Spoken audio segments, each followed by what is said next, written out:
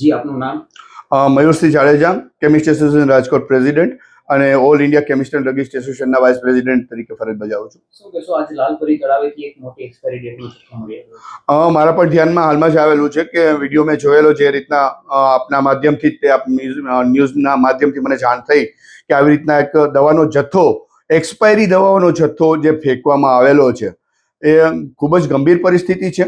હું મારી દ્રષ્ટિએ માનું છું કે આ વસ્તુ યોગ્ય જરાય નથી અને ગવર્મેન્ટના રૂલ્સ પ્રમાણે દવા વસ્તુ એવી છે કે કોઈ પણ વ્યક્તિ લઈ લે તો અને ખોટી રીતે લેવાઈ જાય તો એની આડઅસર પણ થઈ શકે છે.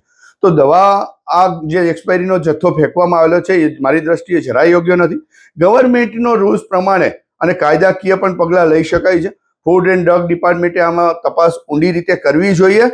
આવો બનાવ લગભગ બીજી ત્રીજી વખત રાજકોટમાં બનેલો, તો ક્યાંક ને ક્યાંક આ બનાવને ઇગ્નોર કરવામાં આવે છે ગવર્મેન્ટ દ્વારા. અને હું માનું છું કે આ જેણે પણ નાખેલું છે એ જરાય યોગ્ય પગલું નથી. કારણ કે આ જે જગ્યાએ દવા નાખવામાં આવેલી છે એ જગ્યાએ જનાવર પણ હોય છે, ગાય હોય, બકરી હોય, કોઈ નાના જનાવર હોય, તો એના જનાવર દ્વારા જો આ દવા ખાઈ જવામાં આવે તો એની ગંભીર પરિસ્થિતિ અને ગંભીર વસ્તુ ઊભી થઈ શકે છે.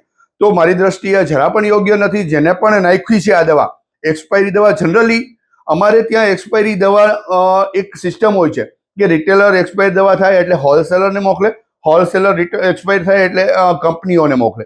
તો કંપનીઓને મોકલાવ્યા પછી એમનો જે નાશ કરવામાં આવે છે એની એક આખી પ્રોસિજર છે. આ સિસ્ટમથી વર્ક થતું હોય છે.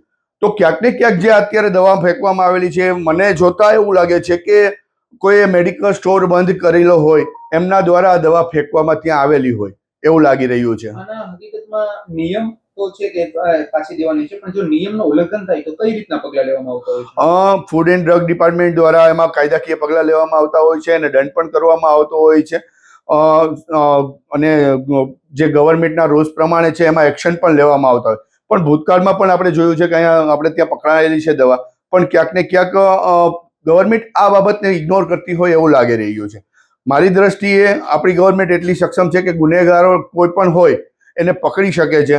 તો આ ગુનો જેને પણ કર્યો છે ખૂબ જ ખરાબ કૃત્ય છે. મારી દ્રષ્ટિએ આવી રીતના દવા ફેંકવી એ જરા પણ યોગ્ય નથી.